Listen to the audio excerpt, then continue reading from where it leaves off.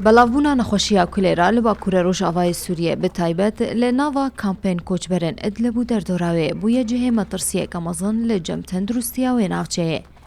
ڕێڤەبەریە تەندروستیا ئەدلب ژە کوردستان 24 ڕاگەهاند گۆوان یەکەمین حالەتە توشبوونێت ئەیلولا دەرباز بووی دە تۆمارکردنە و ژوێ دەمێ بە حەیان هەب ئاوایەکی ڕۆژانە حالەت دێنە تۆمارکردن. بگوتنا پزیشکێن ناوچەیە وەکە گاوەکە خۆپارێزیە ژوێ نەخۆشیە وان دەست بە هلمەتێن خۆبەخشی و هەشیاریەکردنە و ڕێنەمایان تەندروستیە گرتنە بەر. بلغنا بتاريخ 26/9 أول حالة إيجابية. د 26 ئەیلولا دەرباز بوویدا مە یەکەمین حالەت بنەخۆشیە کۆلێرا لە کامپا کەفەرلۆسین یا ئەتما تۆمار کرد. ئەف یەک بوو سەدەما کو ئەم بە هەشیاری سەرەدەریە بڕەوشێرە بکن. مە دەست بە کەمپینên هەشیاری لە ناوچەیەن جودایên ئەدلب و دەردۆراوێ کرد. هەژمارە پێکەتیان زێدەت بە ڕۆژانە. ئەم یەک حتا دوو حالەتان jî تۆمار dikin. Kesên nîşanên wê nexweşiyê li ser wan hebû me têz ji wan re çêkir, testên wan jî erênî bûn. Derbarê rewşa kerta tenduristî li navçeyê nexweşî ji nişkan ve belav bû.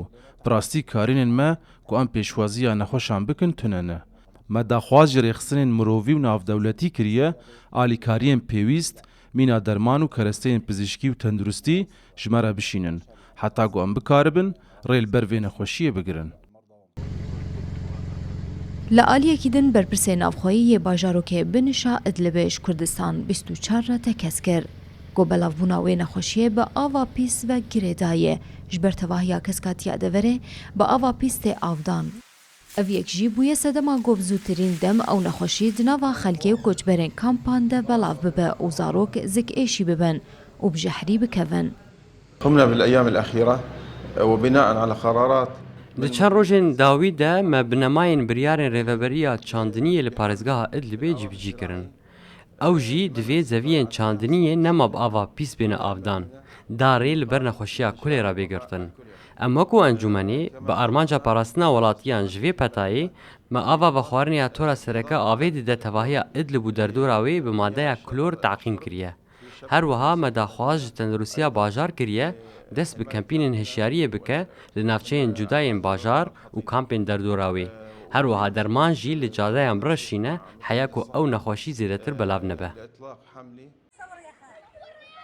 Li Bakurê Rojavayê Sûriyê nêzîkî 4 milyon kes lê dijîn bêhtirî 1 milyon ji wan lê kampan dimînin û direwşeke gelekî xerab dine. Bi gotina tendurustiya navçeyê tirsa wan ji wê yekê heye eger nexweşiya kolêra berfirehtir di nava xelkê de belav bibe ew ê rastî karîzateke mezin bibin ji ber sîstema tendurustiya deverê lawaz e.